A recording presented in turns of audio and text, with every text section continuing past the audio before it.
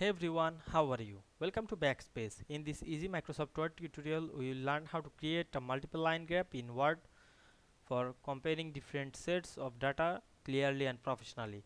Multiple line graphs are perfect for showing trends over time, comparing performance, tracking progress, and presentation or presenting statistics in reports, skill projects, and business presentations. So let's get started. At first, you have to open a document. We can see here a assignment. Now I am add a multiple line graph. Go to the insert menu, click the chart option, then click the line chart, click OK.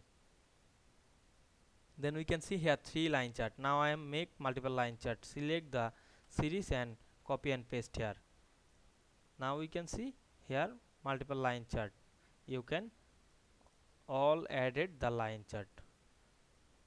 Otherwise you can add more than more. You can add the axis, data labels, data table, etc. or the error bar.